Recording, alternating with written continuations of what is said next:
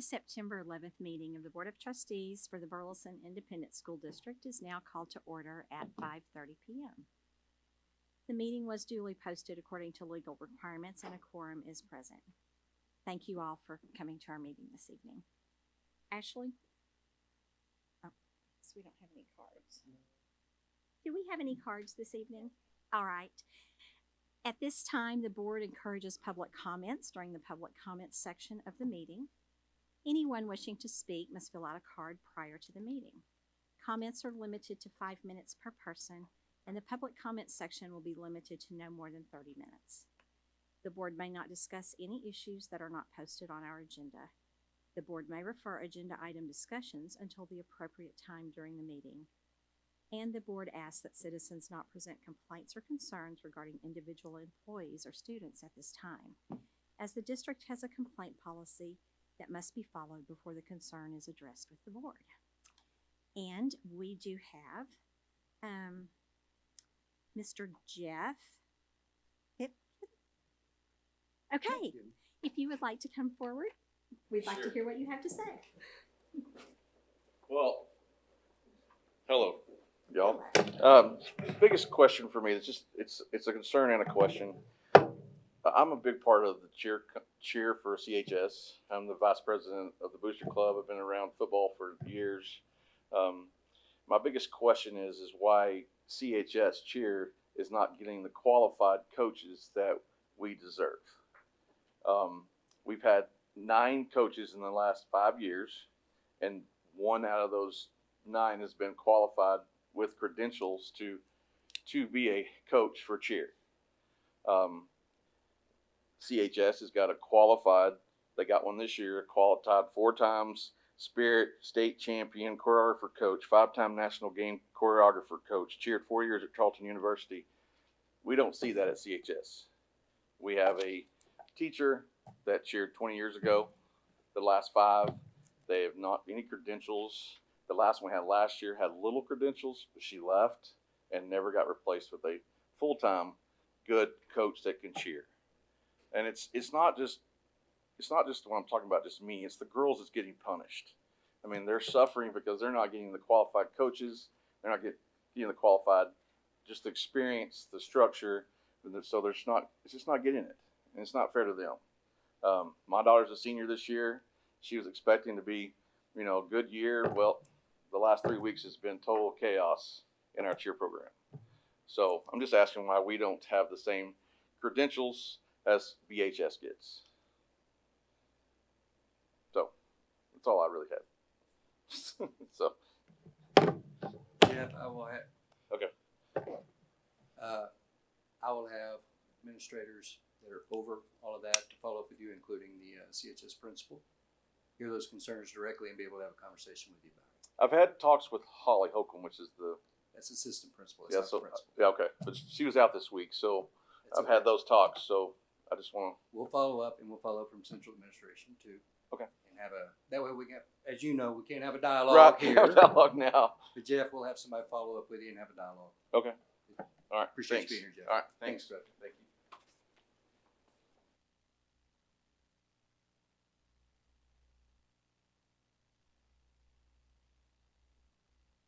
At this time, the Board of Trustees of the Burleson Independent School District will adjourn into closed session at 5:34 p.m. for the purpose of consideration of matters for which closed sessions are authorized by Title V, Chapter 551 of the Texas Government Code, Sections .071 through .084, whereupon the superintendent, at the request of the President of the Board of Trustees, will present for the Board's consideration or discussion the following matters. A. Consider teacher and or administrator employment or other appropriate personnel matters. B. Deliberate a negotiated contract for a prospective gift or donation. C. Deliberate the use of security personnel, devices, and or audits, including information on our intruder detection audit. D. Deliberate a matter regarding a student or student discipline.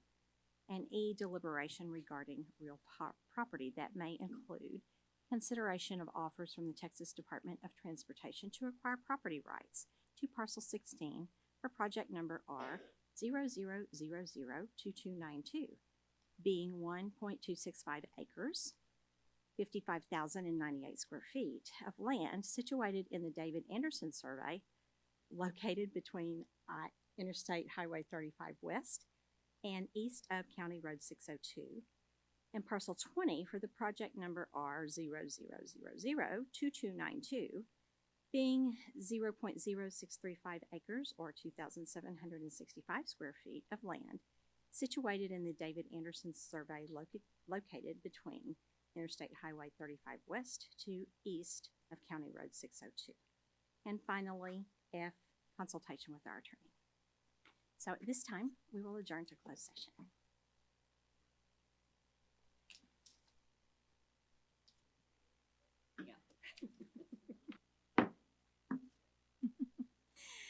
All right, thank you all for being patient. The Board of Trustees of the Burleson Independent School District will reconvene to open session at 6:43 p.m. And we have a couple of things to take care of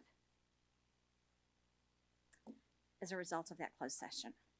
First, board members, I recommend that the Board of Trustees ratify and approve the following individuals to be employed on teacher and or professional contracts for the 2023-2024 school year, subject to assignment by the superintendent and pending their meeting the following requirements.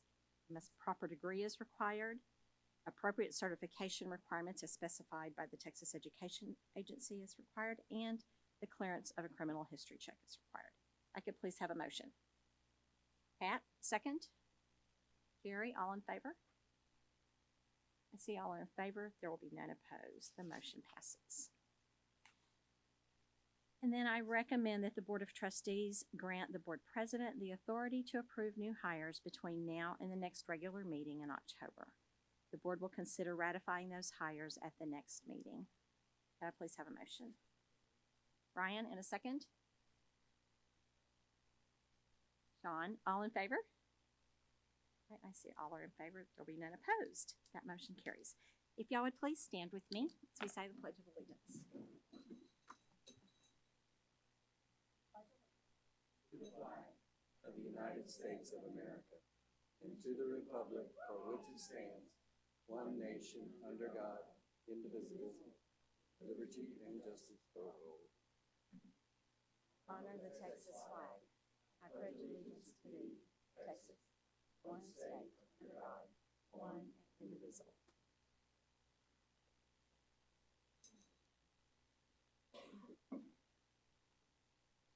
All right, board members, please, I recommend that the Board of Trustees adopt the order of items for the September 11th, 2023 agenda as presented. Michael, a second, please. Jerry, and all in favor? All right, I see all are in favor. There will be none opposed. The agenda is adopted. And now it's time for special recognition. Good evening, everyone. Tonight for special recognitions, we have two items, beginning with our recognition for state Olympians. I'd like to welcome Ms. McMillan and Ms. Smith.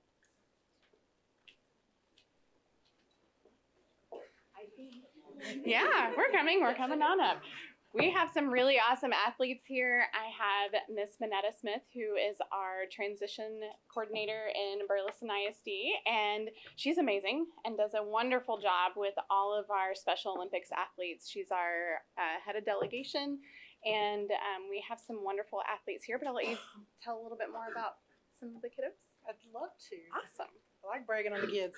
First, BISD administration, school board, and our community, I want to say thank you for not only the opportunity to do this recognition, but also for the continued support that we get throughout the school year.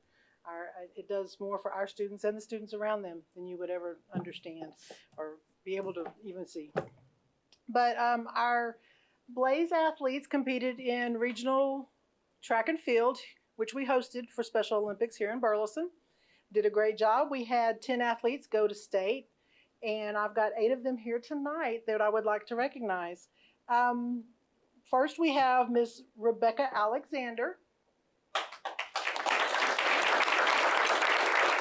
Come on up.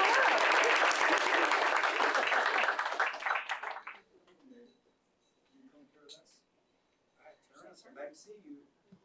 All right.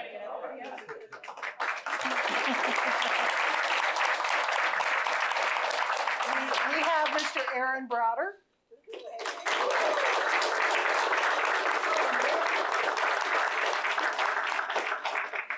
Mr. Ronald Dancer Muganda.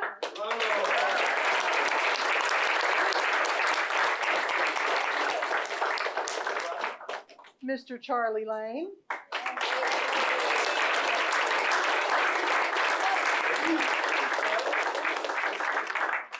Miss Hayden Lee.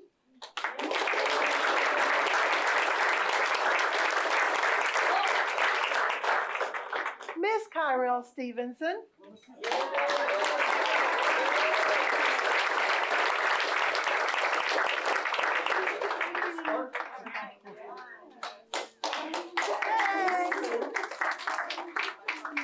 Mr. Tyler Tooley.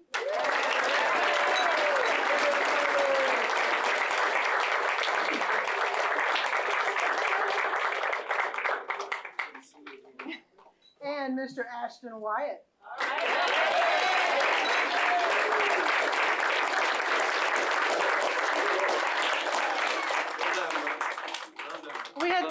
We had two others that were not able to be here tonight, Landon Beckham and Rylan Severe. We won gold in the 4x100 relay,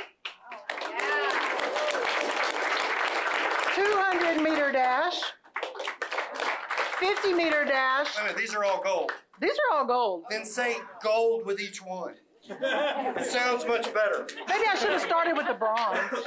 It's like, we won gold in this, and we won gold in this, and we won gold in this. Thank you for mentoring me. You're You're doing welcome. such a good job. I like winning. Okay, we got gold in the 4x100 relay. We got gold in the 200 meter dash. We got gold in the 50 meter dash. We got gold in the long jump, and we got gold in the softball That's throw.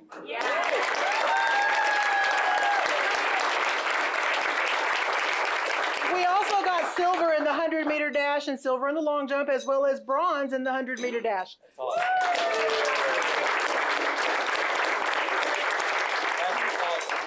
And we have some coaches here that I'd like to have come up as well. Karen Pointer. Is one of our coaches. Amanda Rhodes. And Heather Steele. Good to see you. Well done. This is fun. And if you ever want to coach, it's a very rewarding job. Man, I don't know. I know there's too much to live up to. We got too many golds and we got too many medalists, man. I don't know. Yeah. We need to keep our coaches. This is awesome. Yeah.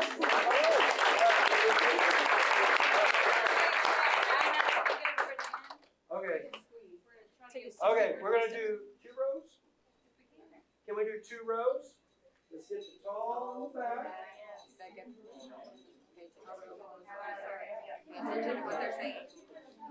Yep. There you go. Look how Got great it? Get it. Got it. You ready? All right.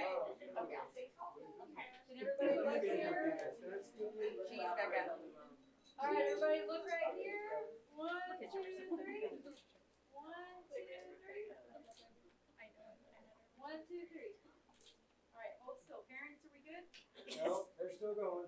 Parents, good? Y'all good?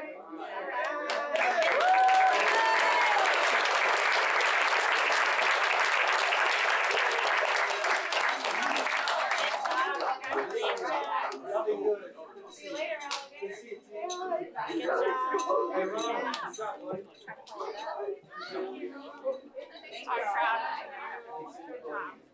All right.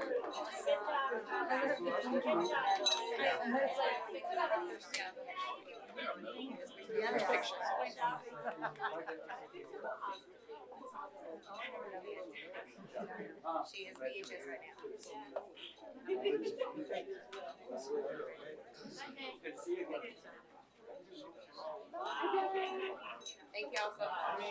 Yes, Mark.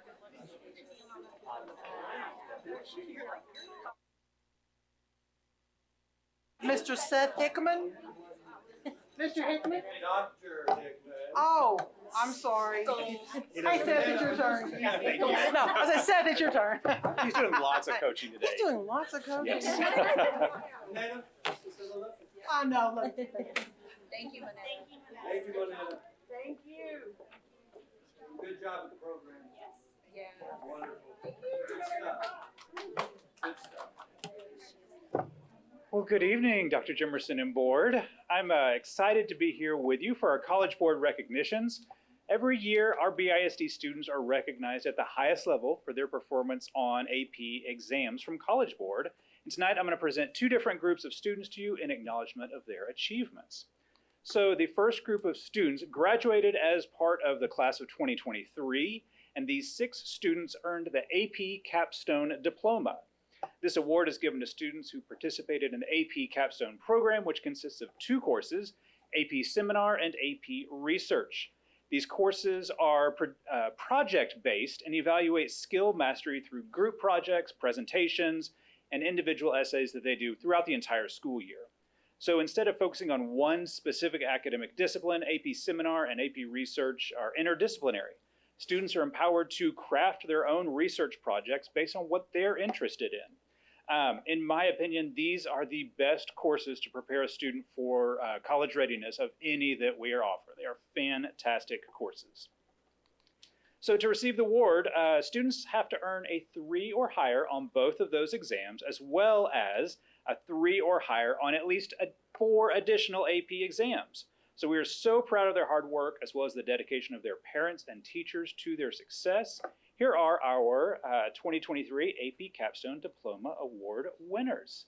Emma Bailey, Bailey Bates, Sierra Carlson, Gabe McCarthy, Elizabeth Stevens, and Taylor Walker. So, good work.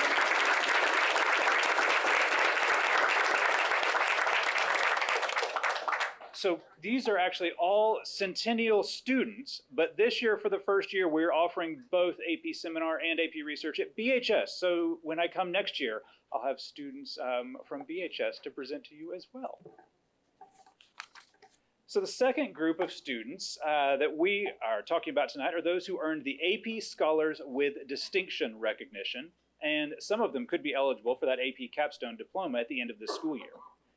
The AP Scholar with Distinction is the highest level of AP Scholar Award, and this year 34 students from BISD were recognized, which is up from 20 that we had last year.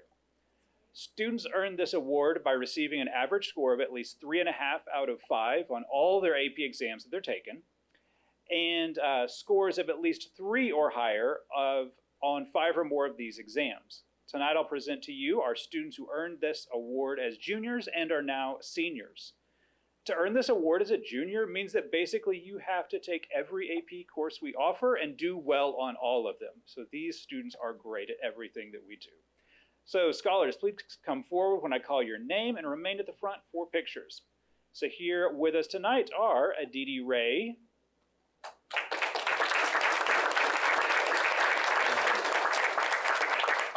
Angelica Guzman Espandola,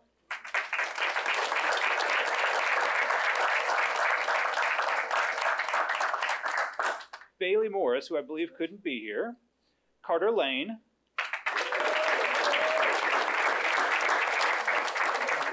Colton Jones,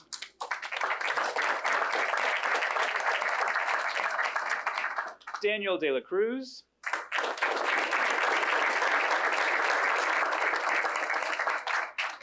Gavin Bloom, Keen Ferdinand,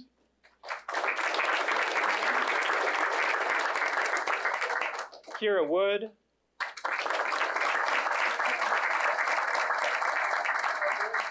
Luke Siddall,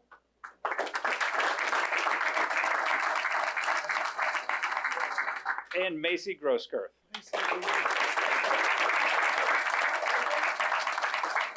So please join me again in recognizing these scholars, their parents, and their teachers.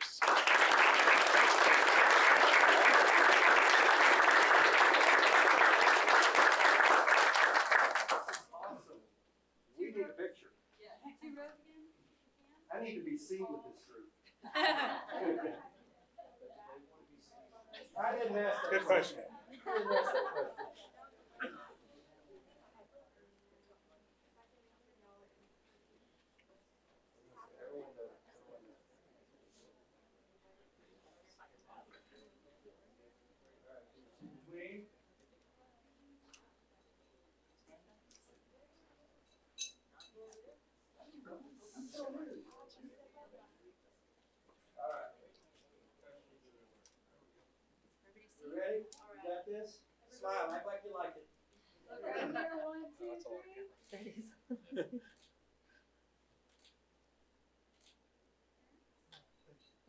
Any parents? Yeah, got a few.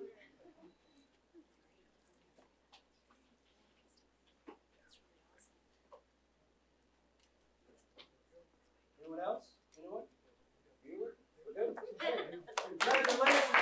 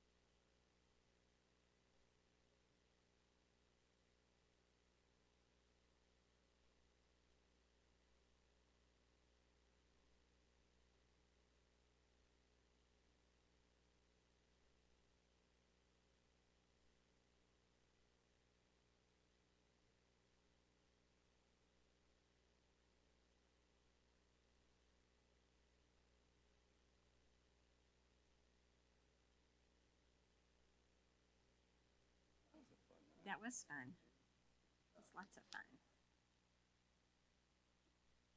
All right. There's lots of seats in here now.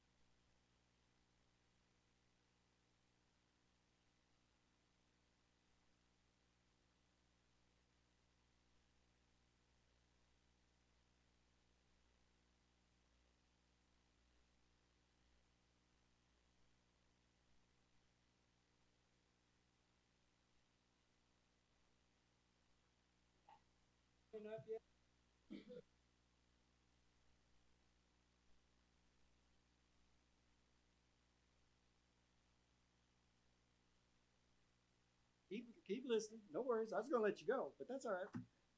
Ain't to the end now. Hey, Mom. Just saying. Okay. Board members, does anybody have anything they'd like to share with the class?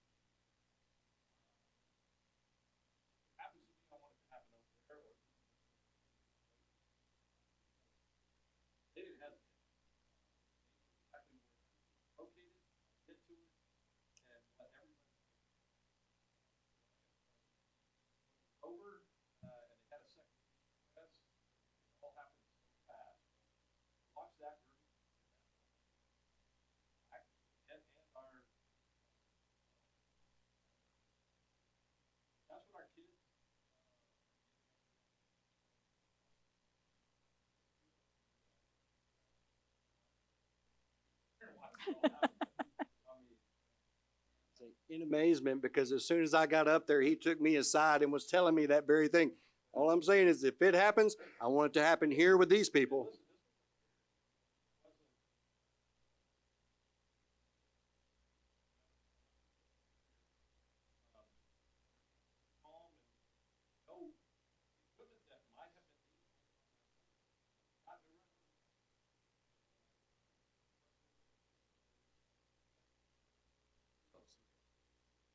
I'll give you a round for that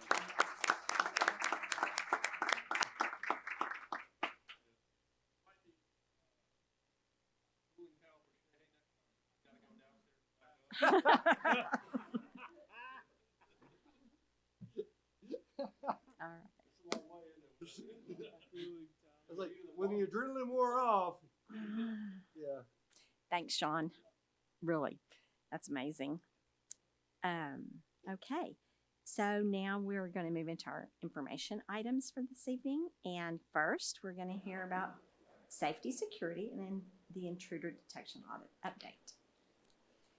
Good evening, everyone. At our last board meeting, I provided a comprehensive update on district safety and security as we were going into a new school year. Since that last meeting, we haven't really had a whole lot of changes or updates. So for my update tonight is that I have nothing new to report since last month. So we actually don't have a whole lot to report on tonight. Well, Steve, you did that so well. Thank you. Thank you.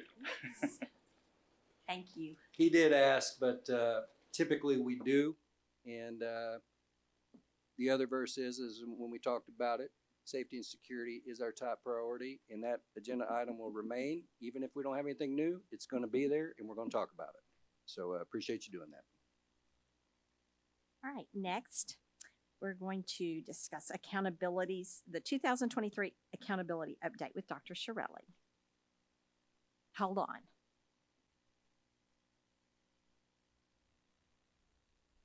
A lot tonight, which is why I'm mic'd up. So I apologize in advance. What is your nickname? Beyonce? I am not a member of a band. I do not. They all want me to say bye to y'all though. So just so y'all know, that's what they. Okay, wait. Boo. I know That was a terrible joke. listen. It was pretty good. How long did it take to come up with that? I mean, it's been settling for like the last 30 minutes. So Okay, there you go. There you go. So thank you so much, Dr. Jimerson, Board of Trustees, for having me here again tonight. If you remember, I was here a couple months ago and said I'd be back with an accountability update. So I want to give that to you prior to what we know is about to come out. So just for those new in the audience, we've been through this before, but we are undergoing a refresh, which means A through F, the accountability system has been altered and changed at the same time as a redesign, which means they adjusted the way the STAR and EOC was tested, and it is happening at the same time in the same year for the first time, which means, and this is important to remember, that this is the first time this has ever been implemented without an implementation year. Essentially, in all the other years prior, when they made adjustments to testing or adjustments to accountability, we were given a year without scores so that way we could actually learn what's going on.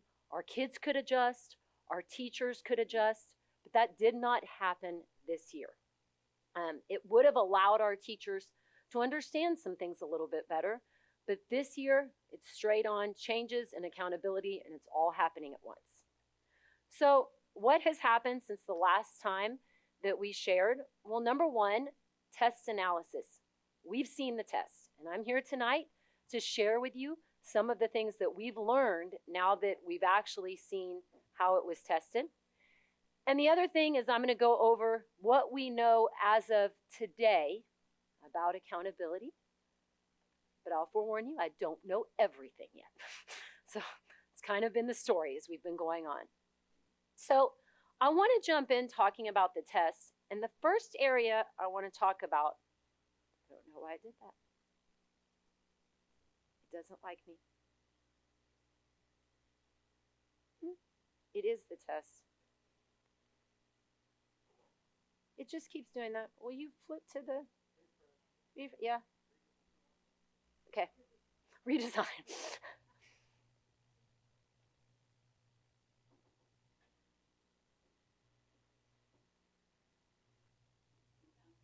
I know, right? Y'all do not want to hear me sing, not with this throat, not with these allergies.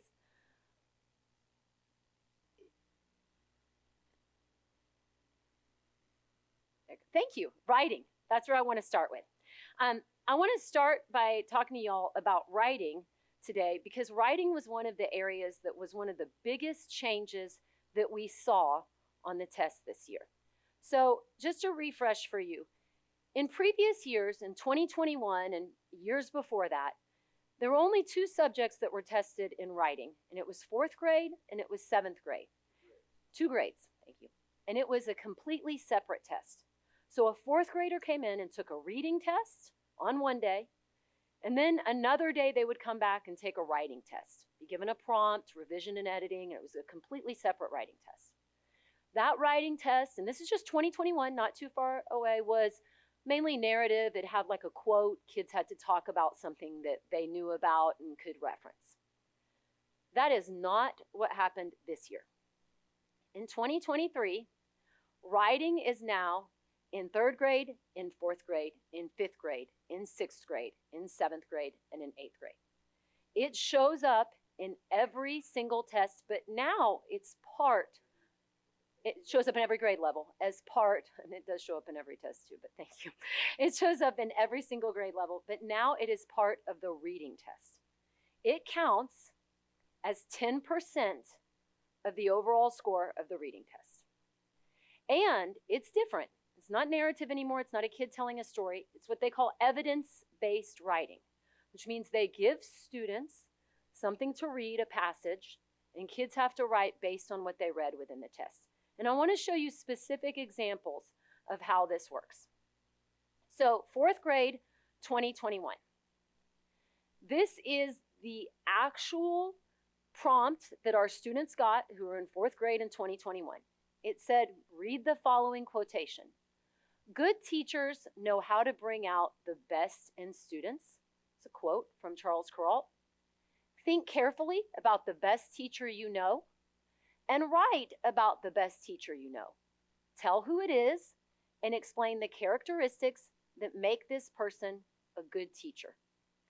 Be sure to clearly state your central idea, organize your writing, develop your writing in detail, choose your words carefully, use correct spelling, capitalization, punctuation, grammar, and sentences. So in this one, what's important here? Normally when kids have to think back on a teacher they like, write about it, we want to hear voice, maybe a little bit about their story, we want to hear a personal reflection. That's how we were teaching kids to write because that's what showed up on the star. Because that's what TEA had conditioned us to, for our students to be able to write that. Correct. They conditioned us to respond there like that. Correct. And they had rubrics and everything based on it. Just so you know, at that time, the average student in the state of Texas, this writing was worth 8 points, and the average student got a 3.5. So they struggled a bit on writing, even with that. Let me show you what happened this year's 4th grade. 2023, and you'll see the real shift in writing. Read the article, Austin's Secret Salamander. That's an article that was in the reading test. Based on the information in the article, write a response to the following. Explain why the Edwards Aquifer is important to the article. Write a well-organized, informational composition that uses specific evidence from the story to support your answer. And it tells them to remember to clearly state your central idea, organize your writing, use evidence from the selection in your response, and use correct spelling, capitalization, punctuation, and grammar. Also remember that this is an online test this year. So students have to type out the responses and have an informational composition. That is a much different way of teaching writing than what you would ask for if you just start with, talk to me about your favorite teacher. That sounds like a journal. This one is very different. It's much more formalized. It is? Yes, it is. Correct. And so, but I want to go even further because that's 4th grade. And remember, 4th grade has always taken a writing test. We're kind of used to that. But this year, the difference came in for 3rd grade. So 3rd grade, 8-year-olds for the first time also have to do a writing assignment. And by the way, I put that up there. The average score on this was 2.7 out of 10 points. So that's how we did, that's how the state of Texas, that's the average score for a Texas student this year. But let me show you 3rd grade because it's really interesting. Read the selection, Rewards for Recycling and Laws for Less Trash. 3rd graders had to read 2 different passages. That's called a paired selection. And normally we never saw paired selections unless you're in 5th grade, which is where they always showed up. But our 3rd graders, younger than 4th grade, 8 years old, had to read 2 selections. Then, based on that information in the selections, write a response to the following. Explain your opinion about why people should or should not be rewarded for recycling, and write a well-organized, argumentative essay that uses specific evidence from the selection to support your answer. Correct. That is from the 3rd grade test this year. Correct. Yeah, 4th grade, informational, and you can see the difference in this 4th grade. Remember, just talk to me about your favorite teacher. That's what we used to see. That's how we conditioned our kids to writing and what we did. And our teachers taught them to and prepared them for this prompt. Then TEA conditioned us to prepare our students to answer. Correct. We weren't conditioned for this, and we sure as heck were conditioned 3rd graders for this. Right. And you can, That's why we needed an implementation year so we could condition our kids with the TEA. no, so I want to read to you one of our students' responses, just to explain to you a little bit about what our kids, how they actually did on this. So I'm going to start by saying this response is a 3rd grader. Remember, never to the 3rd grade selection here. Actual answer that we got. Correct. Yep. Correct. And I'm going to say in advance before I start reading it, it has some grammatical errors. It's a 3rd grader. I want you to remember, 8-year-old, never typed an essay question like this before. Correct. Okay. Many people recycle for their city, so there is no trash. There could be lots of trash like plastic, glass, paper, and metal can all go in the same bin. Each piece of trash in other places should go in different bins. Rewards for recycling, our city needs the recycling. Recycling can become a regular part of life no matter what. San Francisco, California has been successfully getting people to help recycle their city. In San Francisco, it sends a lot less of its waste to landfills than most other places in the USA. A law like this could help increase recycling in our city. This is an actual response that one of our 3rd graders had. So let's go over it. Did they clearly state their central idea?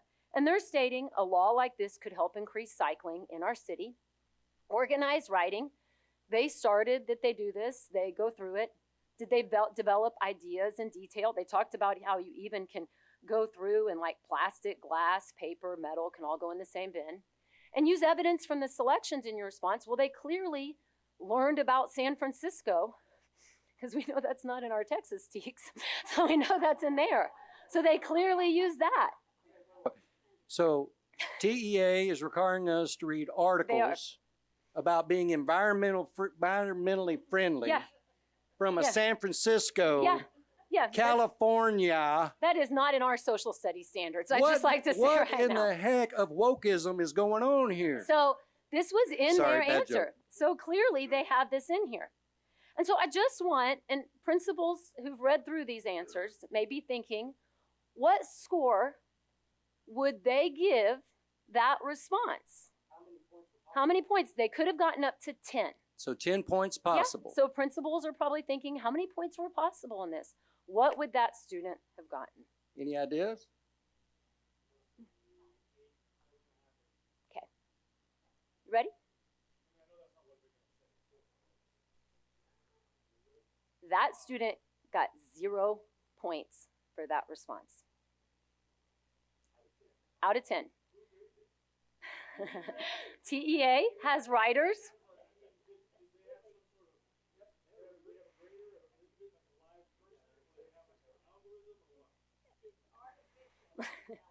It is, they go through and they have 2 raters who give it, and they gave that student a 0. So that student starts the test with 0 points at a 90. Starts, because they got nothing. On their reading test, it starts at a 90, because they got nothing for that. I mean, that's not a hypothetical. That's That an is a actual Burleson ISD 3rd grader. Well, I mean, it's a kid's first essay. It's not perfect, but they've never done this before. So, as you can see in this one, and this is from Sarah Wolfen. She's a professor at the University of Texas at Austin. This change in writing represents a major shift in how many teachers have taught students to write in the past. It may take years for the full effects of that change to show up in student achievement data. Y'all, we have always had, this is why you always have an implementation year. So we could understand what they want, understand how they're going to grade it. I mean, these tests are, you say what you want about them. Kids can't graduate our high school without doing well on these tests, which is why we get implementation years so that we can figure out what they want us to do and what they want us to produce.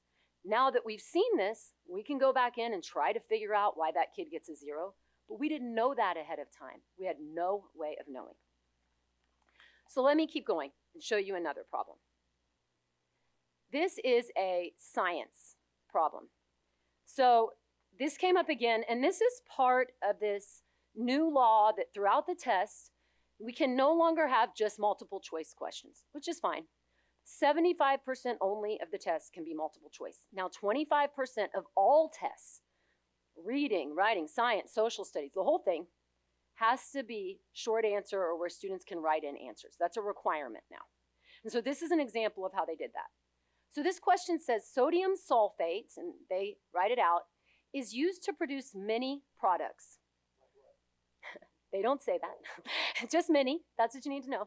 Which elements are represented in the formula, and how many atoms of each element are represented in the formula? The old way they would have asked this question is underneath this would have been a multiple choice and kids would have gotten to select and choose. Now all they get is this text box and they have to write out the answer. So our student writes sodium and sulfur, oxygen, Na for sodium, sulfur, S, oxygen. Now what we get now, once this test was released to us, is we actually get something like this. It's a rationale.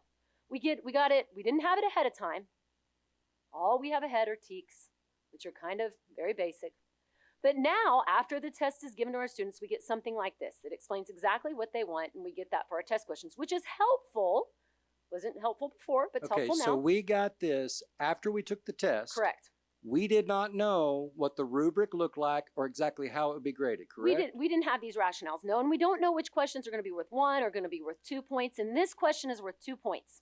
And so what it tells us here in the rationale is this student's response to get the full 2 points that you could have gotten on this should have included the 3 elements represented in the formula, sodium, sulfur, and oxygen. And it should have said that there are 2 atoms of sodium, 1 atom of sulfur, and 4 atoms of oxygen represented. Now, our student answers sodium, sulfur, oxygen. According to what we know before we're given this test, spelling is not taken into account because it is a science test, nor is punctuation because, again, it's a science test. So when I read this, I believe that the student hasn't earned the full 2 points because clearly you don't have the 2 atoms and the 1 atom, but has earned 1 point on this question because they've clearly stated sodium, sulfur, oxygen in the answer. So 1 point, half credit, or at least 1 point for answering half the question. What I'm reading is which elements are represented in the formula, half 1. Right. And how many atoms of each element, the second half. Correct. And our Clearly, student, that is the correct answer. I'm not a science guy, so that is the Right. correct answer, right? It is, yes. All right. However, guess what this student earned? 0. All we can guess is what you said. They might have thought they said sulfur, oxygen. But here's the deal to remember. These kids have not taken online tests before. Have you ever taken an online test all the way through? Going back, thinking you put a comma or you didn't put a comma, you're assuming they didn't, you don't know. But the kid clearly has the words here. I think this student earned a 1. If I was grading this, I would have given them a 1. Grader who graded this gave this student a 0. So again, let me show you social studies. This is 8th grade. And it just goes to show why, if we have an implementation year, we understand these things better. We get our students accustomed to these are the things that will trip you up. That is important for anyone who's taken a test here to know. So this is one of the questions. Select two of the following issues. How was each issue a cause of the American Revolution? And the students pick between Proclamation of 1763, the Stamp Act, lack of representation in Parliament, British economic policies following the French and Indian War. It says, think about the question carefully, then enter your answer in the box provided. So let me show you two different answers to this question. Burleson ISD students, these are our students' answers. First one, British were forced to tax their people heavily for the aftermath of the French and Indian War.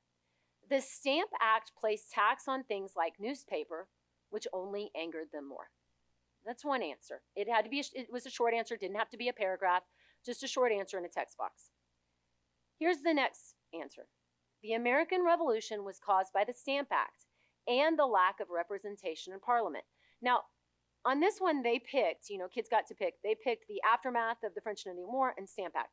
This kid picked Stamp Act again, and then picked lack of representation in Parliament. The Stamp Act helped create the American Revolution because when the act happened, many Americans were unhappy about the fact that the government put a tax on their goods. But the government needed the money from the tax. The lack of representation in Parliament also helped create the American Revolution because the people of America wanted equal representation so the government won't control them. But the government disagreed with them, so they fought about it. This got 2 full points. Clearly talked about French and Indian War, heavy tax, and the Stamp Act. This answer, which I could argue is a more complete sentences, thought answer, got 1 point only. This was worth 2, they only got 1. And here's the reason why. Because the rationale we got afterwards said that this student should have said tax on their paper goods. And they were looking for the word paper. And if you didn't have that in your answer, you cannot get credit for the Stamp Act. This is an example of the kid clearly understands that the Stamp Act is on the goods. But these are the nuances that if we don't know that till after, we could have taught that way, we'll teach that way now, but we just didn't know. And just to clarify, You can't guarantee that student didn't mean to say paper, because the translation or the transmission of information, knowledge, formulation of the written through the typed word, assuming, depending on the level of typing and how good they are, could have gotten lost in translation. y'all, I do presentations like this up here for y'all enough. I can't tell you how often sometimes I miss a word that I thought I put into it, right? And it shows up and I have to go back and reread it. But here's why this is really important too. Because what you have to know is before we even get to this on a test, teachers do have this as a standard. It's one of our TEKs. But this is all we get about the TEK. This is all our teachers had ahead of time.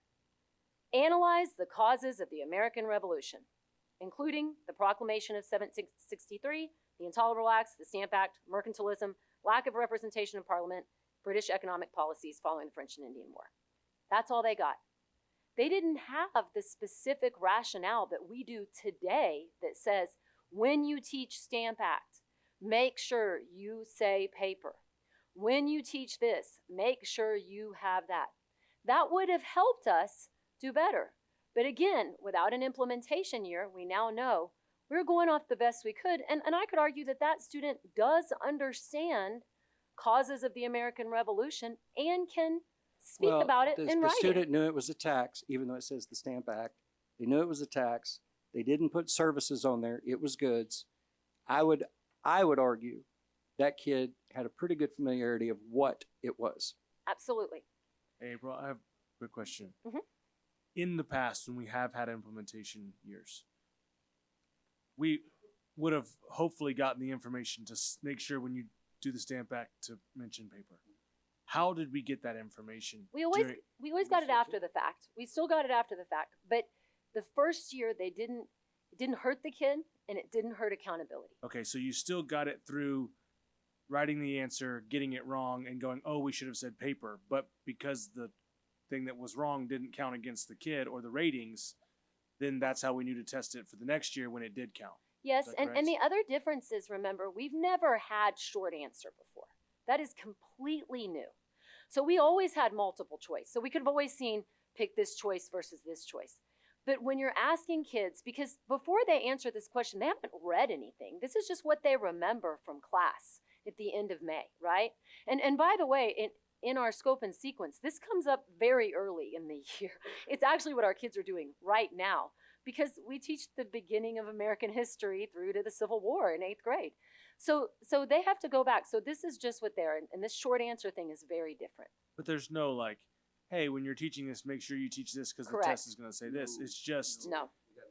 right. It's Right. just that they get the answer wrong, and then we get the answers and say, okay, well, we should have done this or Correct. that, and then make the adjustment for the next year. Correct. Okay. So let me show you my final example, and it's a 7th grade math question. So this is great because this is the exact same standard, how it's tested in 2022, same TEAC, yes, how it's tested in 2022, how it's tested in 2023. So in 2022, this is how it's tested. Nicole had a collection of 60 stuffed animals. She gave away 5 stuffed animals per month until all of her stuffed animals were gone. Which graph best represents this situation? You know, this is not a super hard question. I'm just going to tell you, for 7th grade. They look on the side, find the number of stuffed animals. It's a matching question. Have to know that 60.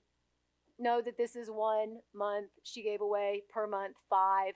See where it charts and chart that it goes down. And that's really the question's answers. And this is where this came in, Okay, so this, up until this point, is how we think. on this SE, Yep. on this TEAC, is how TEA has conditioned us to prepare our students to answer. Yeah. Under this TEAC, this is what we're used to answering and Correct. preparing our students to answer at TEA's direction because of how they grade it. Yeah, and I want to tell you a little bit about this standard. This question too is something that we thought, man, our kids are doing great on this. They get this question, they understand it, they know how to read the graph, because honestly, if you test it that way, that's the way you want us to know how to teach it. Yeah, same thing. But let me show you how it was tested this year.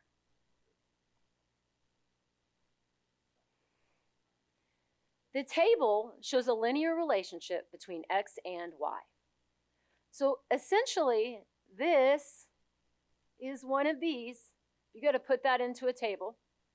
And then you have to create an equation that describes the relationship shown in the table and move the correct answer, these are your answer choices, to each box. Not all answers will be used. You have to essentially take that, put it into a graph, and then come up with an algebraic equation that really gives you slope here and put it on the line and figure that out. Y'all, same T. Yeah, that is very different. I just want to tell y'all, this is, and Hold on a Just so second. in case- Sean, will you answer that 2023? does anyone? And I'm going to be honest with you, since most of us have not done 7th grade math, the answer is y equals. Officer Rufus? It is No? negative 1/3 x plus 3 is the actual answer to this question. But y'all, I'm going to go back to being a teacher in the classroom. The way that you teach this versus the way you teach this is very different. So if you think this is what you're supposed to do, and then your students show up and see this, it is a completely different. This is not apples to apples. This is apples to oranges. And y'all, just so you know, I want to share, only 12% of students in the state of Texas earned full credit. I know. Only 12% of kids in the state of Texas earned full credit. Yes. No, you're trying to do the math, right? And y'all, this just goes in to show that this is a very different test this year. Okay, that and our that's students what you take. said a minute ago. Our teachers didn't forget how to teach. No. And let's also remember that they have been conditioned. We knew what the state of Texas, what TEA wanted our students to know and how they wanted to answer. And we have been providing that and teaching our kids to answer. They have been conditioned by TEA to provide the answer in a certain format. That's what we've been teaching our students for how many years? To then change the test, redesign to this with no implementation year so our teachers can prepare our students to be successful on this test.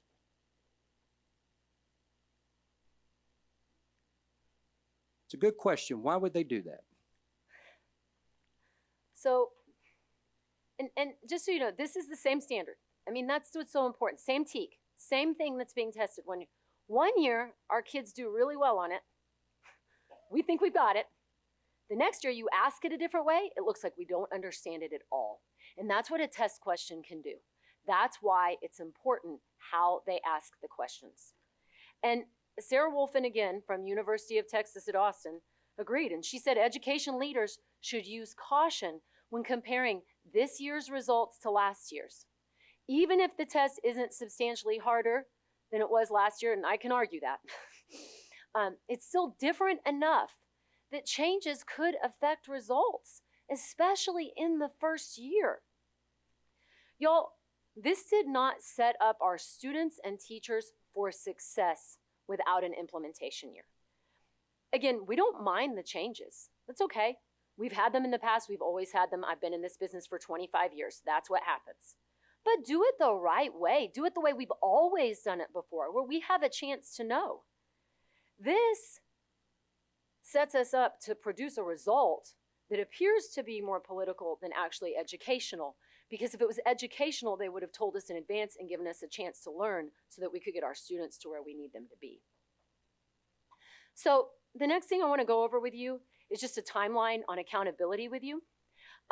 Real quickly, just so you know, there's an accountability manual that is released every year so that we can find out how they're going to take the test results and turn that in to our letter grades. This year, May 19th was when they opened up the preliminary 2023 accountability manual for public comment. If you notice the date of May 19th, our students have already tested and completed the test. We've sent them back in by the time they opened up the public comment. In June 20th, which is way in the summer, they closed the public comment. And in early September, they say we're going to have the final 2023 accountability manual because the commissioner has still not decided everything that needs to be finalized to tell us what's going on. And this is really important because today's September 11th, and as of 8 a.m. this morning, we still don't have it. They said early September, we still don't have it as of today. And just for anyone, the preliminary basically, generally speaking, is rough draft. Yeah. It is an initial draft. The final is what holds water. That's right. And so why is this a big deal that it hasn't been released yet? And I'm going to share with you Texas Education Code 39.0542. Each school year, the commissioner shall provide. When shall is in the law, it means they have to. It's not a may, it doesn't mean it's a possibility, it means they have to. They shall provide each school district a document in a simple, accessible format that explains the accountability performance measures, methods, and procedures that will be applied for that school year. I want to stop right here. It says will be applied for that school year. Y'all, our accountability is after that school year. September final, we're already into the new school year. It's not that school year. It can't be applied for that school year. We're already into the 23-24. And they'll be applied for that and assigning each school district and campus a performance rating. There is actually, just so y'all know, a hearing in court prior to TEA's expected release date of scores, which they're telling us is going to come out on September 28th, even though we don't have a final accountability manual yet. But there's actually a hearing in court on September 25th asking for an injunction because TEA isn't following their own law that they were supposed to give it for. And there are districts around the state saying that's not legal and it's not fair. I was surprised by somebody around here that the September 28th is when they're supposed to release it. The injunction hearing is on September 25th. Correct. Be interesting to see, and they're filing under this statute, and it's not TEA's law. This is the state legislature's law. TEA has to comply with this, and so the injunction is to force them to basically put a stay on it, halt what's going on, so that we can litigate and make sure that they are complying with the law just like we have to. Y'all, A through F, was designed to provide certainty for districts and to allow better year-over-year data comparisons, as well as to be fair, rigorous, and transparent. Every other year I have stood up here to talk to y'all about these things. When I'm 17 days out from what they say is going to be released on accountability, I pretty much know where we're going to stand. I've always pretty much known. Charlie Osborne, y'all know Charlie Osborne, he's our resident, best at data I know, has always been able to give me those numbers, we crunch them. This is the first time in the 10 years I've been back here that I cannot stand here definitively and tell you what our accountability will be, because it adjusts every day. Even the analytic software systems that we all use are making adjustments day in and day out, and the numbers are fluctuating back and forth. We just don't know. So we're not confident. These years, the details are still murky.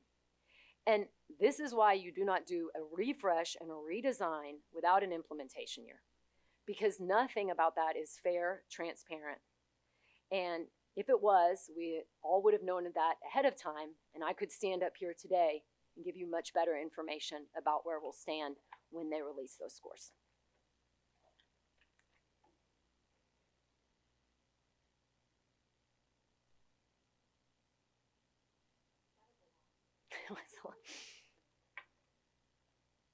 It is. All right, look, I don't know how much more brazen the unsaid motivations for what's happening could be. It doesn't matter if you've been in education for 50 years or if this is your first school board meeting and you're just here for a class. I mean, this data does not tiptoe around what's happening. And I don't think we should either, frankly. It needs to be said that the only people that are hurting because of what's happening is our kids. And I'm going to back off of the actual learning the academic pieces. I'm talking about the emotional and confidence levels of our kids, which, they already have enough stuff on social media and on all the other things that show them what they should be, what they should look like, how they should act, what type of test scores they should get, and when they go to college, what they should do and how much money they should make. And they're 8 and 10, 15, or whatever.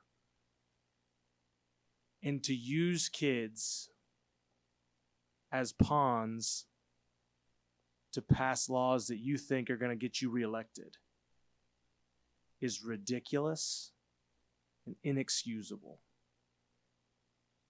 And I don't know how much more data we need before we start marching up to Austin and making something happen. I mean, I know that's, we just got all the data. I'm obviously passionate about this. But guys, it's happening right under our face. And the people that care about it the most are in the room because we deal with it all the time. And we're accountable for how this data affects our community. And so it needs to be said.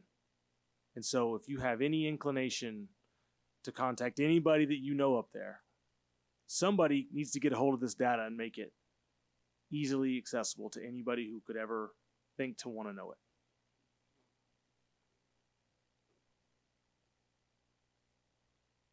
I couldn't agree more with Ryan. One, sorry, Jerry, before you start. And you did a great job presenting it. Thank you so much, April. you. Sorry, Jerry, go ahead. That's right. Absolutely. What it does to our kids is unthinkable, because as every parent that sits here has had a kid leave the house in the morning on the day of testing, the stress that's involved in that, and for those kids to give those kinds of answers and get the results that they get, it's not only wrong, it's horrific. It's horrific that that's happening.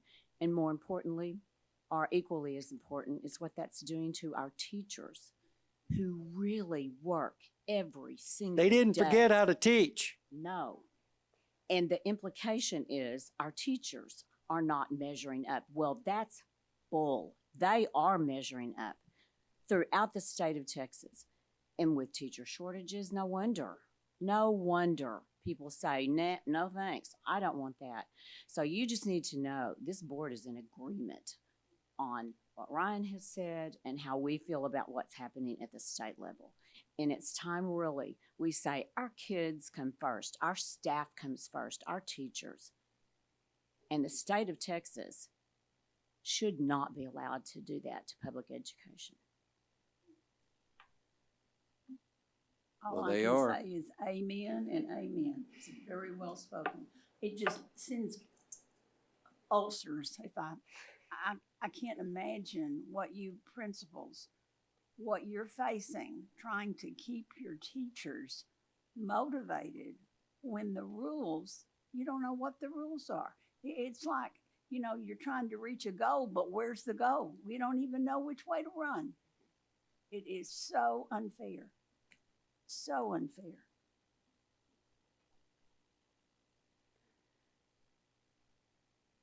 Provide certainty for districts and to allow for better year-over-year data comparisons. Well, there is no comparison between what we're getting this year and what was last year.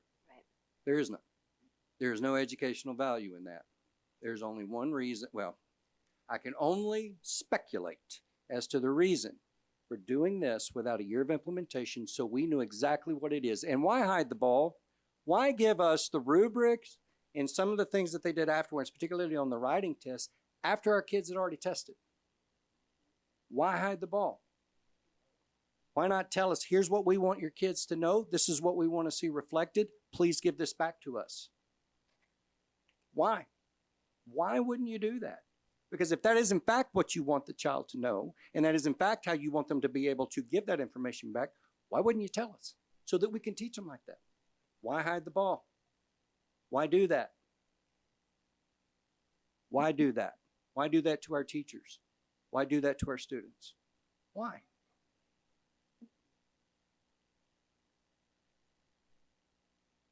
Dr. Jimerson said this several meetings ago. We knew this was going to happen, but he looked at everybody and I don't know if it was a video or if it was up here, and he said, "We understand, we see what's happening, and we have your back." And I think that's what Jerry said. I feel confident speaking for the board. That's what we say. We understand what's happening. We don't have any doubts in our teachers' ability to teach, our principals' abilities to lead. And we want to convey the message, regardless of what they are conveying to you, that we support you, and that we see what's happening, and we know the games they're playing, and we know that that doesn't reflect the effort that you're giving. I think that's important to be said. And our principals and our teachers are working so hard. And I know I speak for myself, Dr. Bird. We've been in all these classrooms. I've been over 60 already just in the last 2 weeks. And I can tell you our teachers are working hard. They even take this stuff and they're learning from it and trying to figure it out. Which is the expectation. That's what they do all the time. Which is the way I'm looking at this. This is our adjustment year. Yeah. We took the test last year. Now we know. Yeah. Now we adjust. That's right. And I guess what this board has been so good about, we know we needed that adjustment year. Yeah. This board has been very clear. We know, for the reasons stated, some of the reasons stated tonight. We get it. Now, this year we learn. That's right. This year we learn how to play their game. we know how to give them what to give them. Yeah. So last year, you know what? We get it.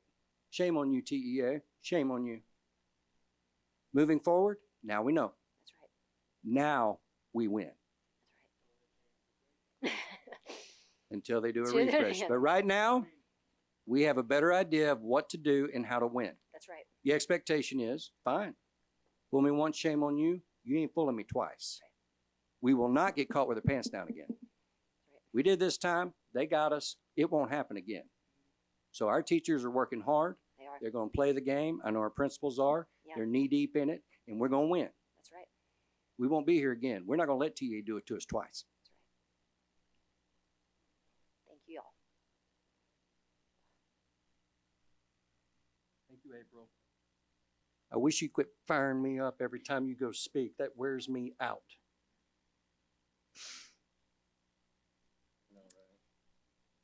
Well, we have some more good news. We're going to have Mr. Dyer talk to us about the TASB Update 120. Okay, do we? Hold on. Okay, I'm really not going to make you sit through this. If you want to sign out now, I'm going to give you one more chance. And Mom is saying, sprint, boys, sprint. Because I don't even want to sit here for this guy.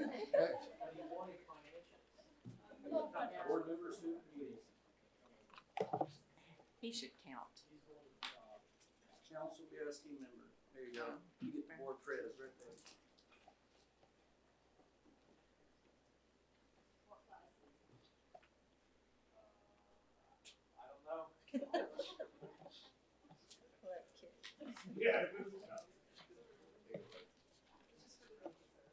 Excellent. He earned his.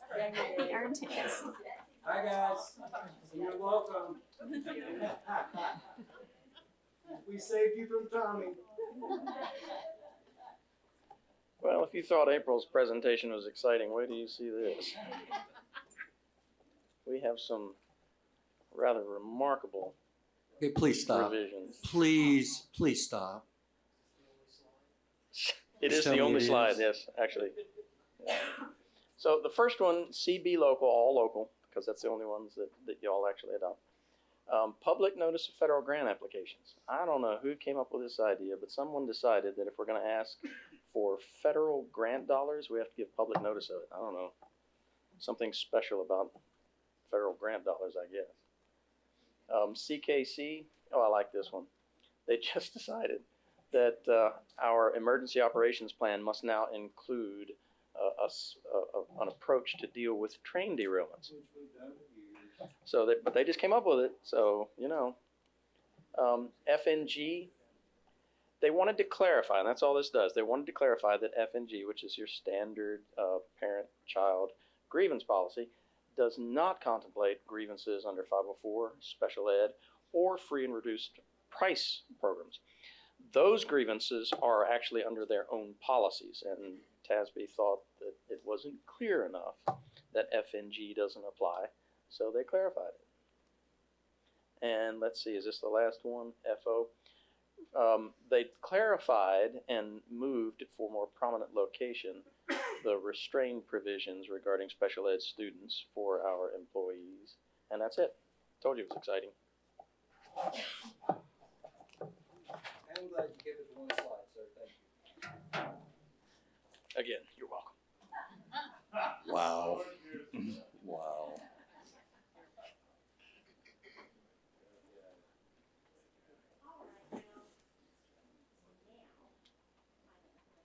Yes. So if you thought Tommy's was exciting, the top, both of them. I know. It's stressful going after April. It's like, Well, You she get- stresses out the whole place. I know. I know. She puts me in a bad mood, and I then you have to know, deal and with then I it. have to I deal know. with it. Stressful enough. I do have one information item that is exciting. We have to let the board know if we have any management fees that are associated with any co-ops that we belong to. So in your packet is a list of co-ops that we belong to and the fee that is associated with that and why there is a fee. So I just want to let you know that that's important, and thank you. I have performed the formality, so thank you. Okay, And then we can move on to the financials, which is exciting. Oh, consent, sorry. Sorry, I'm excited. All right, board members, you should have received the consent agenda in your packets. I would like a motion to approve tonight's consent agenda as presented. Thank you, Jerry. Second? Pat, all in favor?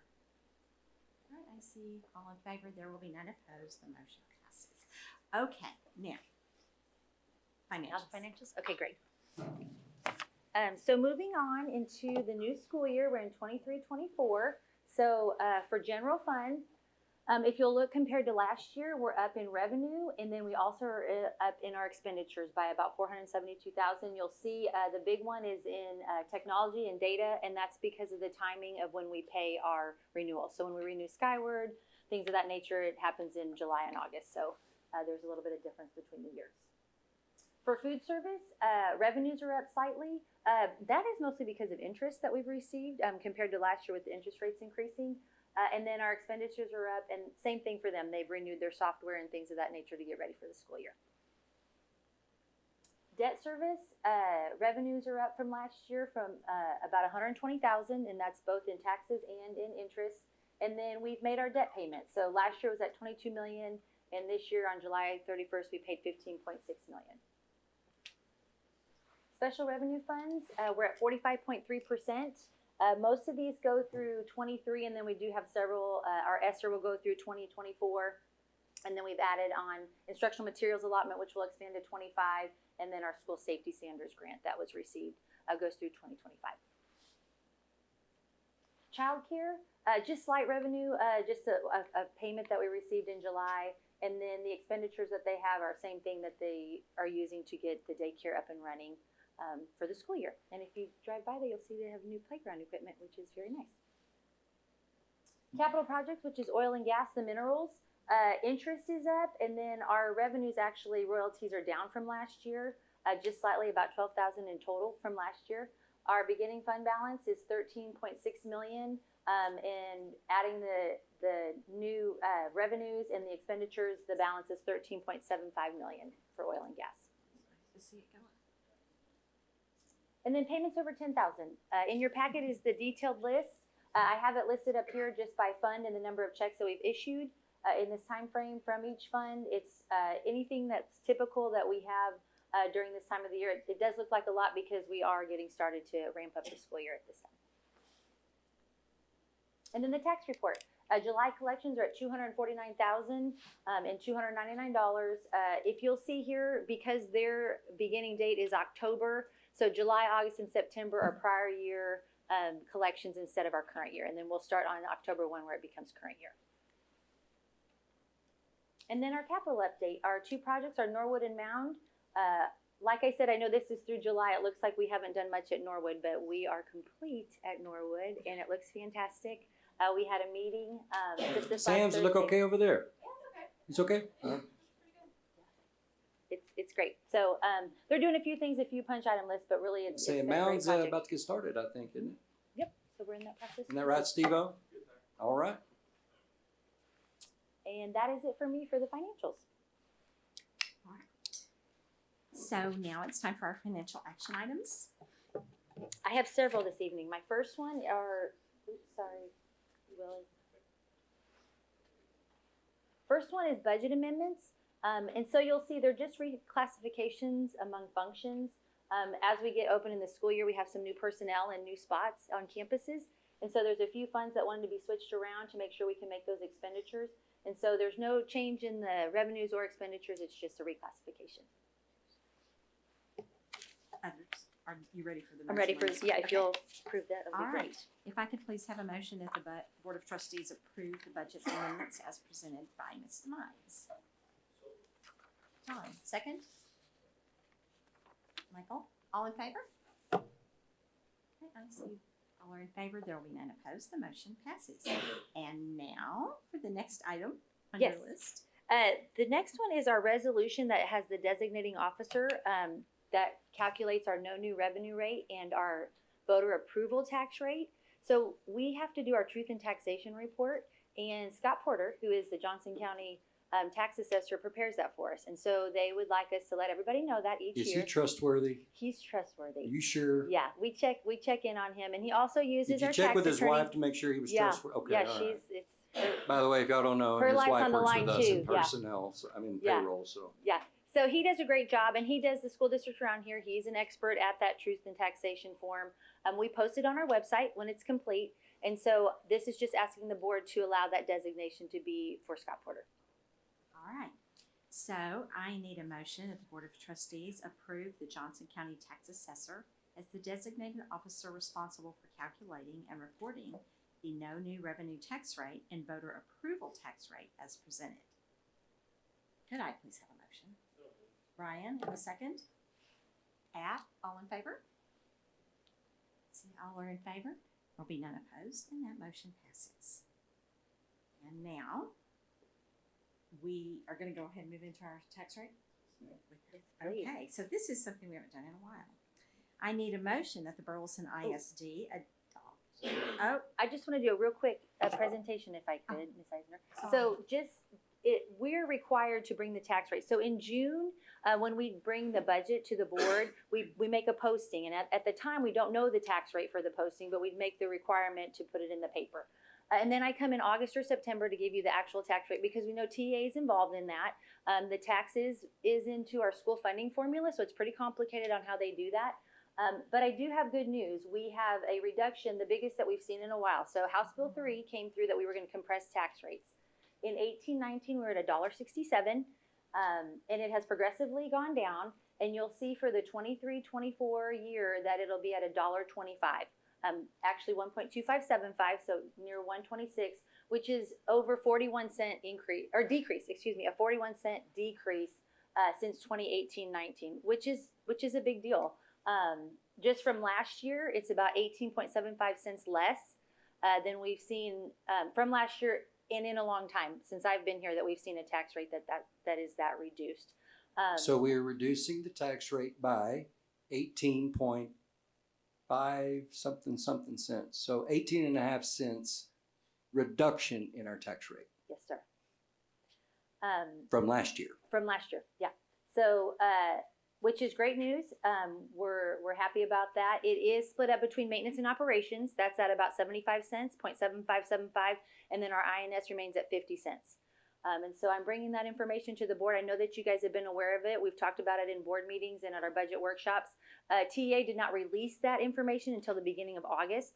They use all the other school districts in Texas because we have to be within a 10% range for the tax rate. And so they gather all the information from other school districts, and this is the number that were produced for us and that we vote on. So are there any questions? okay. Now, I would like a motion that the Burleson ISD adopt a total 2023 tax rate of 1.2575 per 100, consisting of a 0.7575 per 100 rate for maintenance and operations, and a 50.50 by 100 rate for interest and sinking. So can I please have a motion? Gary? Second. Michael, all in favor? See, all in favor, there are none opposed, and the motion passes. So I don't know whether to say 50 cents out of 100 or 0.7575. So anyway, are we good on that? Going for decimals out, it's a little confusing. All right, so now I would like a motion the Board of Trustees renew vendor status with Higginbotham regarding property and casualty insurance, and authorize the superintendent or designee to complete negotiations and execute the contract. If I could please have a motion. Do you want me to present just Well, real I quick thought- on that did you want one? Did we do the motion?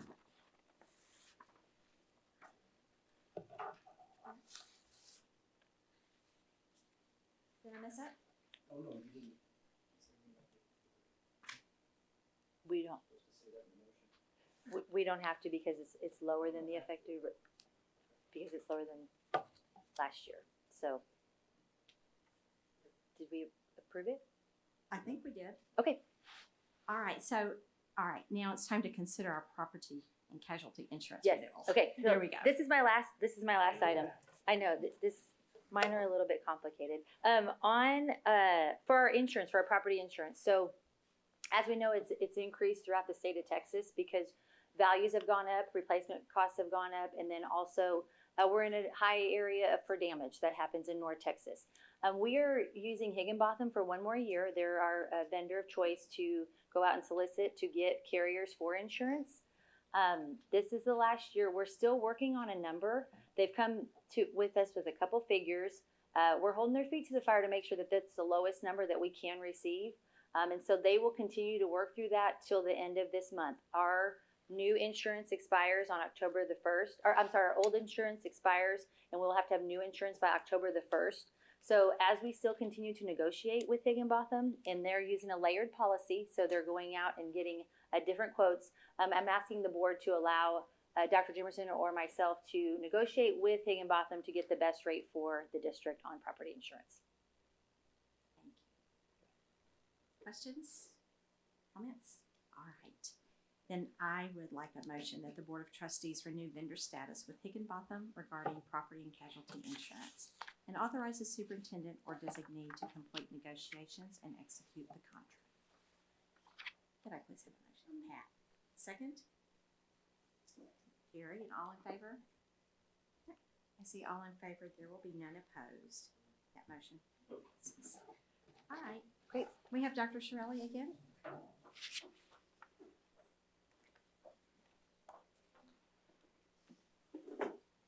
Dr. Jimerson and Board of Trustees, I come to you every year with what is in your board book, which is our district improvement plan as well as the campus improvement plans. All of our campuses, as well as us, have already met with our campus educational improvement committees as well as the district educational improvement committee.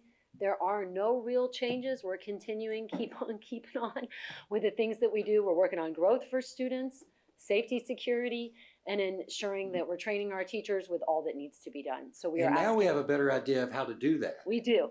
And so we are just asking for your approval of our campus and district strategic goals and improvement plans right now. Thank you. Questions? Comments about all of that work? All right. Then if I could please have a motion that the Board of Trustees approve the district and campus performance objectives as presented by the district and campus improvement plans. Brian, in a second. John, all in favor? I see all in favor. There will be none opposed, and that motion passes. Okay, we're done. Thank you all for being here. The meeting is adjourned at 8:06 p.m.